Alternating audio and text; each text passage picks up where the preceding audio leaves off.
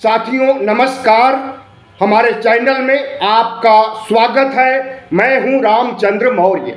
विश्लेषण से पहले आपसे अनुरोध है कि अगर आप पहली बार चैनल को देख रहे हैं तो इसे सब्सक्राइब कर लीजिए। वीडियो अच्छा लगे तो लाइक भी कीजिए और बड़े पैमाने पर शेयर भी कीजिए। धन्यवाद। आज हम चर्चा करेंगे भारत पाक युद्ध की, जिसके बारे में संभावना जताई जा रही थी विगत 22 अप्रैल से। 22 अप्रैल को पहलगाम हत्याकांड के बाद भारत ने मन बना लिया था, भारत की सेना ने मन बना लिया था कि इसका बदला लिया जाएगा और पाकिस्तान को सबक सिखाया जाएगा। प्रधानमंत्री नरेंद्र मोदी ने 24 अप्रैल को बिहार के एक चुनावी जनसभा में बदला लेने की बात कहे और पाकिस्तान पर हमला करने की बात कहे थे और यह भी कहा था कि अप्रत्याशित हमला होगा, अकल्पनीय हमला होगा। बीती रात यानी 6 मई और 7 मई की रात में 1:05 पर भारत ने सर्जिकल स्ट्राइक प्रारंभ किया, जिसे ऑपरेशन सिंदूर नाम दिया गया। भारत ने बहुत ही एहतियात के तहत कि पाकिस्तान के निर्दोष नागरिक न मारे जाएं, सैन्य अड्डों पर या सैन्य स्थानों पर हमला नहीं किया गया। सिर्फ आतंकी शिविर, आतंकी कैंप और आतंकी ठिकानों को चुन चुन करके निशाना बना दिया गया और कई आतंकी संगठन नेस्तनाबूद हो गए। भारत की दुश्मनी आतंकियों से थी और आतंकियों को अच्छी तरह से सबक सिखा दिया गया है। भारत पाकिस्तान के बीच जो बड़े युद्ध, भीषण युद्ध की संभावना थी, वैसा कुछ नजर नहीं आ रहा है और हमें लगता है कि आगे भी युद्ध नहीं होने वाला है। जो काम भारतीय सेना को करना था वह कर दिया है और अगर पाकिस्तान जवाबी हमला करता है तो उसका भी मुंहतोड़ जवाब दिया जाएगा। ऑपरेशन सिंदूर के रूप में पाकिस्तानी आतंकियों को उनकी औकात बता दी गई है और ज़रूरत पड़ेगी तो सेना को भी उसकी औकात बताई जाएगी। निहत्थे पाकिस्तानियों पर, जो कि 1947 से पहले हमारे छोटे भाई थे, उन पर हमला करने का या उन्हें मार डालने का कोई उद्देश्य नहीं है भारत का आज भी। तो भारत पाक युद्ध अगर सर्जिकल स्ट्राइक या ऑपरेशन सिंदूर के रूप में तब्दील हो करके पाकिस्तान को सबक सिखा रहा है, पाकिस्तानी आतंकियों को नेस्तनाबूद कर रहा है, तो यह स्वागत योग्य है और इसके लिए भारतीय सेना की तारीफ की जानी चाहिए।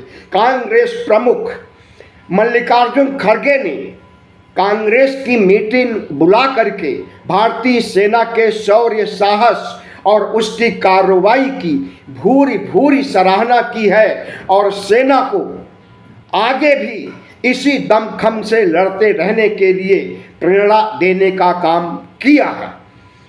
लेकिन भारतीय जनता पार्टी और उसका आईटी सेल, गोदी मीडिया जिस तरह से ऑपरेशन सिंदूर को एक बड़े युद्ध के रूप में बता करके लोगों को गुमराह कर रहा है कि 70 से लेकर के 900 लोग तक मारे गए हैं। इसमें न सिर्फ आतंकवादी हैं बल्कि पाकिस्तान के नागरिक भी मारे गए हैं। तो यह Bharatiya Janata party, IT cell और गोदी मीडिया की बातों पर आप नहीं जानिए, ज़्यादा हत्याएं नहीं हुई हैं, 70 से कम हत्याएं हुई हैं पाकिस्तान में भारत की कार्रवाई से। लेकिन गोदी मीडिया इसे बता रहा है कि 70 से लेकर के 900 तक लोग मारे गए हैं पाकिस्तान में, जिनमें आतंकियों के परिवार और पाकिस्तान के निर्दोष नागरिक भी हैं। लेकिन ऐसा नहीं है, 70 से कम हमारे विदेश मंत्रालय ने कोई आंकड़ा नहीं दिया है। हमारे विदेश मंत्रालय के विदेश सचिव विक्रम मिस्री ने प्रेस कॉन्फ्रेंस करके कहा है कि पाकिस्तान को उसी की भाषा में समझा दिया गया है। पाकिस्तान के निर्दोष लोगों को निशाना नहीं बनाया गया है, यहाँ तक कि सेना के ठिकानों को भी निशाना नहीं बनाया गया है। हमारा उद्देश्य था सिर्फ आतंकवादियों का खात्मा करना, और वह काम बखूबी सेना ने किया है। तो विक्रम मिस्री जो कुछ कह रहे हैं उससे कहीं आगे बढ़ कर के झूठा प्रोपोगंडा, झूठा प्रचार अगर गोदी मीडिया IT सेल के लोग कर रहे हैं तो हम समझते हैं कि इसे दुर्भाग्यपूर्ण माना जाना चाहिए।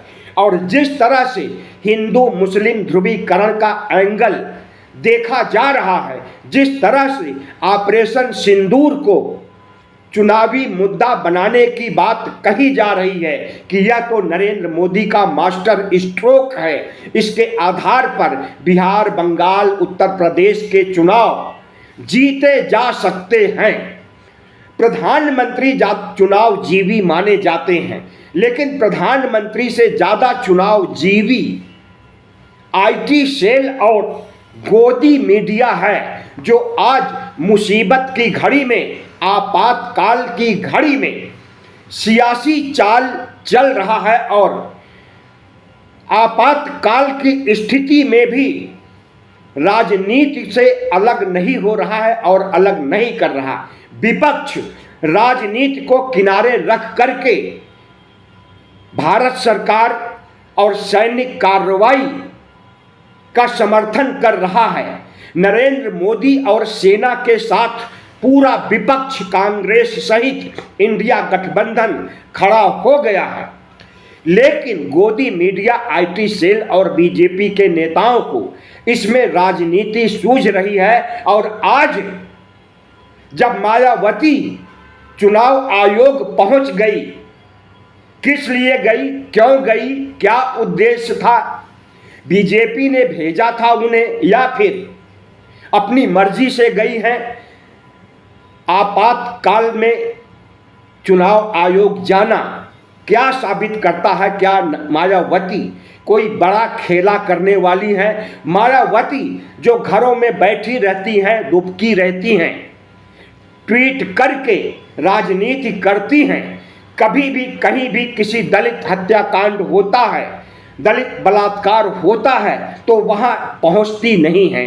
लेकिन युद्ध जैसी स्थिति परिस्थिति में अगर मायावती घर से निकलकर चुनाव आयोग जा रही हैं तो इसके पीछे उनका क्या संदेश हो सकता है वही जाने।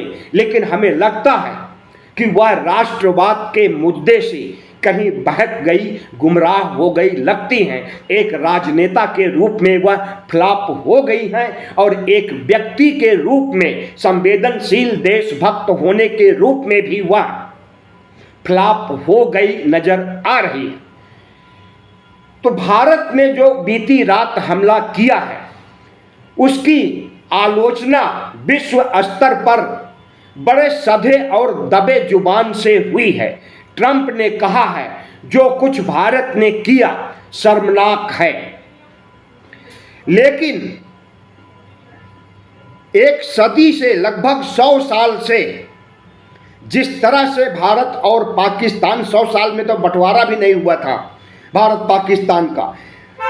ट्रंप ने कहा कि एक सदी से आतंकवाद से जिस तरह से भारत पाकिस्तान जूझ रहा है, उसे देखते हुए उम्मीद है कि जल्दी ही भारत से आतंकवाद खत्म हो जाएगा।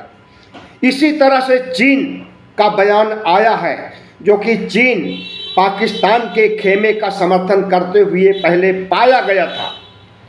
पाकिस्तान ने भी कहा कि चीन हमारे पक्ष में है, लेकिन चीन ने जो कमेंट किया है ट्विटर पर, एक्स पर जो पोस्ट किया है, उसने लिखा है कि भारत में जो कुछ हुआ अफसोसजनक है। चीन आतंकवाद का विरोध करता है, वह चाहे वैश्विक स्तर पर हो, वह चाहे पड़ोसी देशों में हो, और वह चाहे चीन में हो।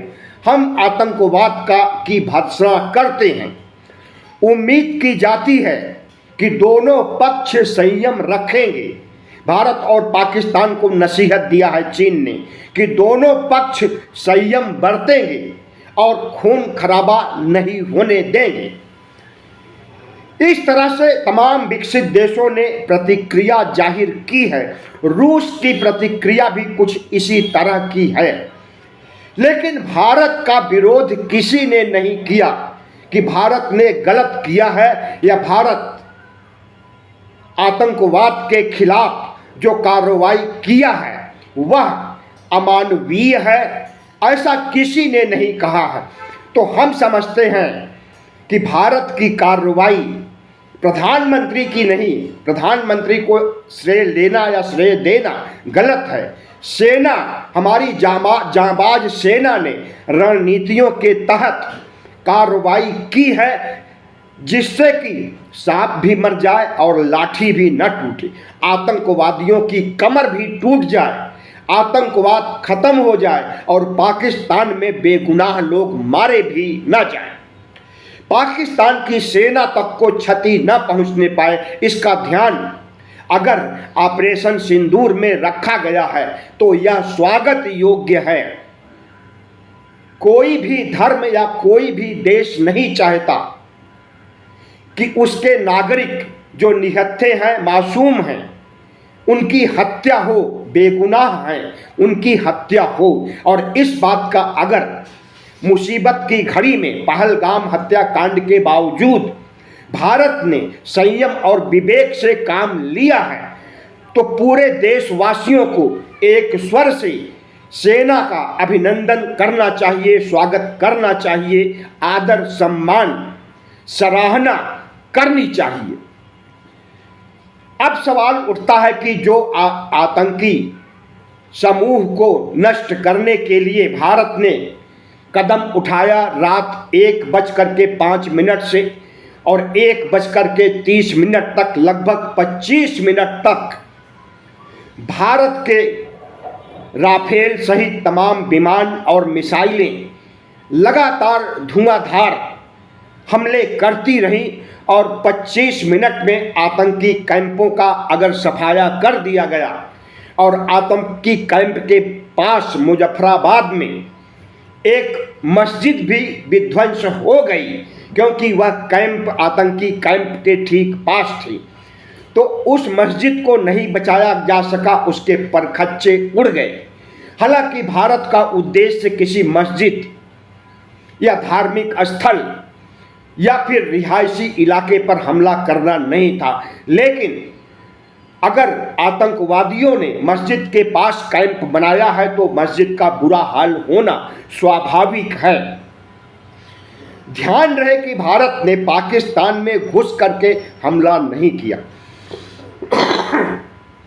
LOC से हमला किया, सीमा से हमला किया है और अपने आधुनिक विमानों, आधुनिक हथियारों, आधुनिक मिसाइलों के तहत जहां पर निशाना लगाया वहीं पर ठीक जा करके विध्वंस हुआ है। दूसरी जगह विध्वंस होने का सवाल ही नहीं पैदा होता। सिर्फ रिहायशी इलाकों को ही नहीं बल्कि सैन्य स्थलों, धर्म स्थलों, मंदिरों, मस्जिदों को भी बचाने की पूरी कोशिश की गई है। मनोज नरवाणे जो कि जनरल रह चुके हैं, पूर्व जनरल हैं।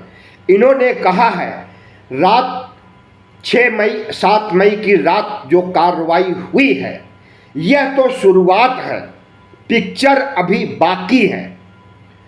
तो मनोज नरवाणे का इशारा है कि पाकिस्तान इस हमले का प्रतिकार जरूर करेगा, इसका बदला जरूर चुकाएगा और पाकिस्तान ने संकेत भी दे दिया है कि वह 9 मई तक, यानी परसों तक, आज 7 है कल 8 परसों 9 मई तक ऑपरेशन सिंदूर का जवाब देगा। तो इंतजार है कि पाकिस्तान किस रूप में जवाब देगा, और अगर पाकिस्तान जवाब देगा तो भारत क्या चुप बैठा रहेगा, और पाकिस्तान किस रूप में जवाब देगा। भारत ने हमला तो आतंकी कैंप पर, आतंकी ठिकानों पर किया था। भारत में ऐसे कौन आतंकी संगठन फल फूल रहे हैं जिस पर पाकिस्तान कार्रवाई करेगा, या भारत का कौन सा आतंकी संगठन है जिसने जम्मू कश्मीर पीओके या पाकिस्तान पर कभी भी हमला किया हो, आतंकी घटनाएं किया हो। हम समझते हैं कि भारत में कोई ऐसा आतंकी संगठन नहीं है जो पाकिस्तान पर कार्रवाई करता हो या पाकिस्तान के लोगों को चुन चुन करके मारता हो, पीओके को चुन चुन करके मारता हो। तो पाकिस्तान के पास सिर्फ रिहायशी इलाकों को निशाना बनाना, यहाँ के तमाम नदियों पर बने बांधों को निशाना बनाना और सैन्य ठिकानों पर निशाना बनाना, तमाम बड़े शहरों मेट्रो सिटीज को निशाना बनाना क्या उद्देश्य हो सकता है? जी हाँ, अगर पाकिस्तान हमला करेगा तो ऑपरेशन सिंदूर से बड़ा हमला करने की बातें पाकिस्तान के मीडिया की ओर से सुनने में आ रही है।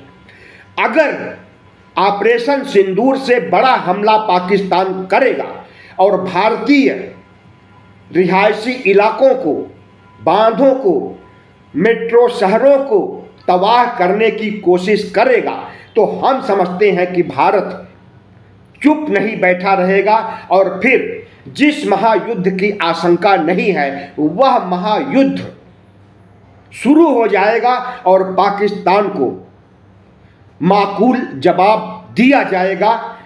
इसलिए पाकिस्तान को अपने दायरे में रहना चाहिए। अगर भारत में कोई आतंकी संगठन है तो उस पर कार्रवाई करे, लेकिन भारत, जिस तरह से भारत नहीं मानता कि उसके पास कोई आतंकी या आतंकी संगठन है, उसी तरह से पाकिस्तान भी नहीं मानता कि उसके पास कोई आतंकी संगठन है या आतंकी संगठन को समर्थन दे करके भारत पर हमले करा रहा है। पाकिस्तान बार बार इस बात को कह चुका है। 22 अप्रैल के बाद विश्व मंच पर भी गुहार लगाते समय पाकिस्तान ने यही बात कही थी कि हमले हमने नहीं कराए हैं। अगर जम्मू कश्मीर या पीओके में रह रहे कुछ आतंकी जा करके हमला करते हैं तो उसमें हमारा कोई दोष नहीं है, और अगर आतंकी हमलों में पाकिस्तान का दोष पाया जाता है, पाकिस्तान की साजिश पाई जाती है, आतंकियों को सहायता देने का काम किया गया है, तो इसकी जांच विश्व समुदाय करे और पाकिस्तान को दंडित करे।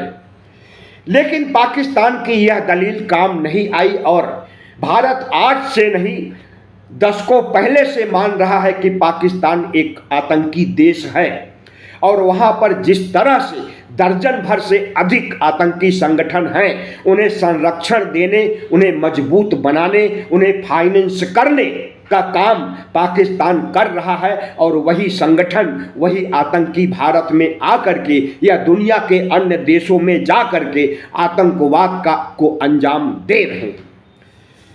तो सवाल उठता है कि क्या पाकिस्तान हमला करेगा तो वह हमला भारत बर्दाश्त करेगा?